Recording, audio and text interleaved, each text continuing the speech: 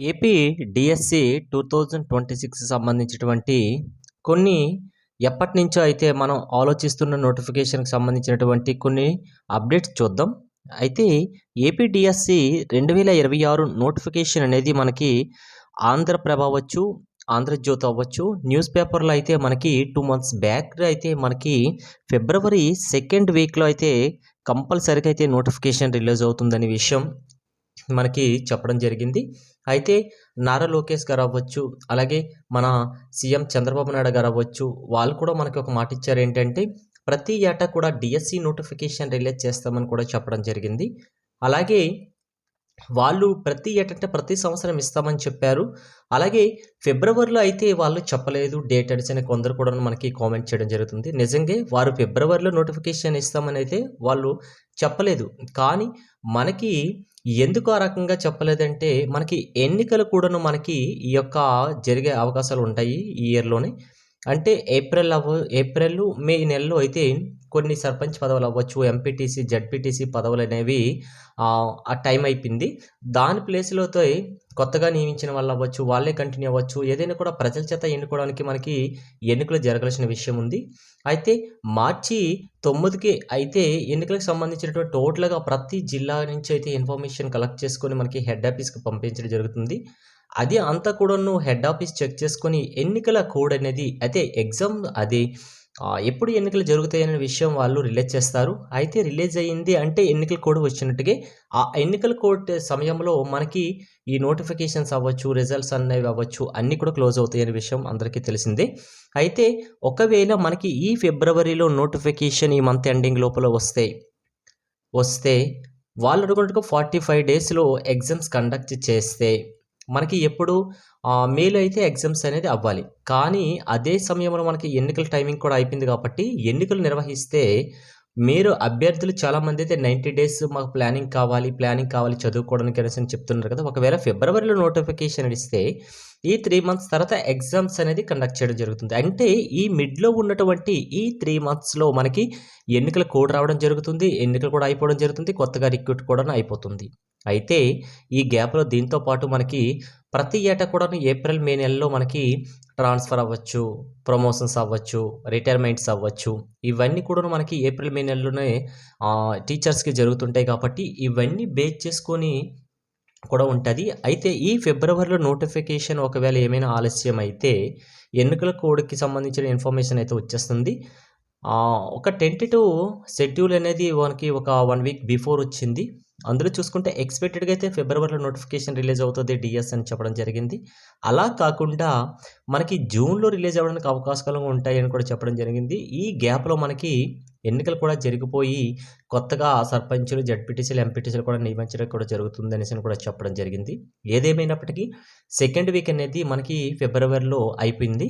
అయితే ఏమైనా కొద్దిగా హోప్స్ అనేది కొందరికుంది. ఫిబ్రవరిలో నోటిఫికేషన్ రిలీజ్ అయితే జూన్‌లో ఒకవేళ ఎగ్జామ్స్ కండక్ట్ చేస్తే ఒకవేళ ఈ మిడ్‌లో అంటే మార్చ్, ఏప్రిల్, మే అంటే ఈ గ్యాప్ 3 మంత్స్ మనం చదువుకోవడానికి 90 డేస్ కూడా సెట్ అవుతుంది అనేసి అభ్యర్థులు కొందరు ఆలోచిస్తున్నారు.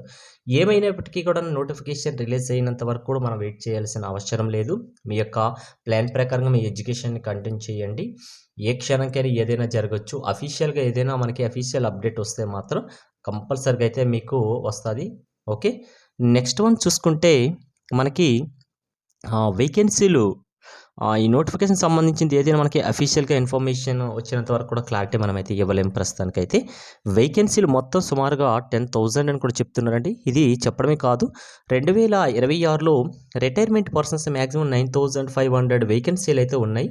వాళ్ళందరూ రిటైర్మెంట్ అయిన తర్వాత వాళ్ళ ప్లేస్‌లో టోటల్‌గా మనకి రిక్రూట్ చేస్తారా? లేకపోతే కొన్ని పోస్టులు మాత్రమే వాళ్ళు వేకెన్సీ చూపించేసి నోటిఫికేషన్ ఇస్తారనేది కూడా మనకి అఫీషియల్‌గా రిలీజ్ అయినంత వరకైతే మనం చెప్పలేం. ప్రస్తుతానికైతే అఫీషియల్‌గా అయితే ఎటువంటి ఇన్ఫర్మేషన్ లేదండి. ప్రస్తుతానికి అన్నీ కూడాను మనం ఆ రకంగా చెప్పడమే ప్రెజెంట్ అయితే కొత్త ఇన్ఫర్మేషన్ ఆ రకంగా వస్తుంది. దాని ప్రకారం అయితే చెప్పడం జరుగుతుంది. అలాగే స్పెషల్ డిఎస్సికి స్పెషల్ డిఎస్సికి సంబంధించిన సిలబస్ అనేది మనకి వెబ్సైట్లో పెట్టారు.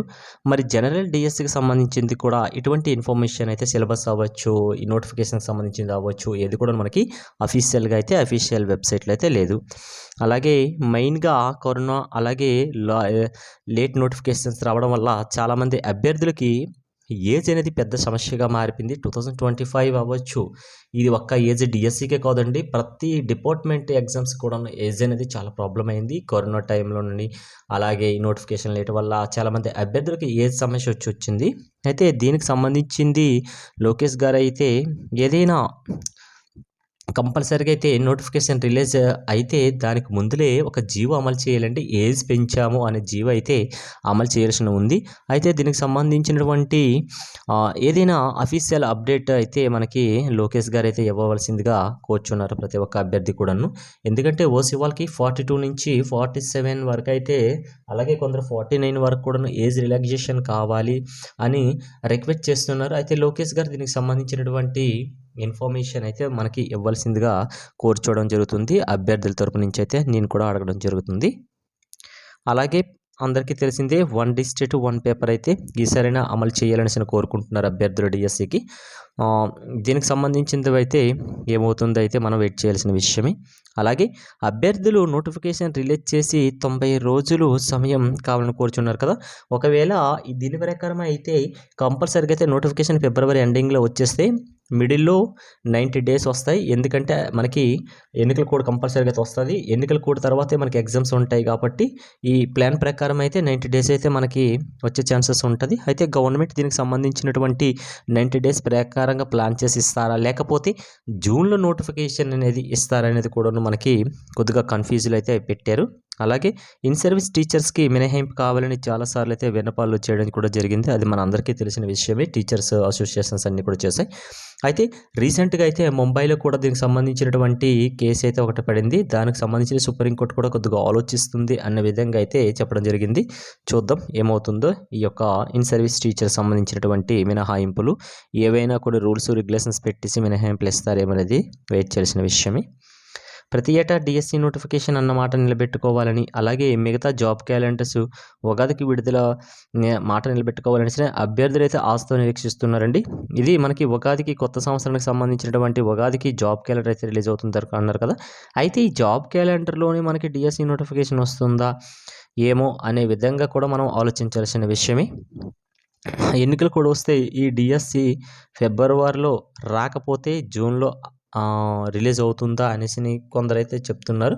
అయితే అది అన్అఫీషియల్గా అయితే ఒక 1 వీక్ బిఫోర్ అయితే కంపల్సరీగా అయితే ఒక న్యూస్ అయితే స్ప్రెడ్ అయ్యింది. మరి అది ఎక్కడి నుంచి న్యూసో ఏంటో కానీ తెలియదు. కానీ వాళ్ళు అందులో చూసుకుంటే మనకి ఎక్స్పెక్టెడ్గా ఫిబ్రవరి ఇచ్చేసారు అందరూ. అంతే మనకి కొన్ని న్యూస్ ఛానల్స్లో వచ్చాయి, కొన్ని న్యూస్ పేపర్లో వచ్చారు కాబట్టి దాని ప్రకారం అయితే అది బాగానే ఫిబ్రవరి టైప్ చేసడం జరిగింది.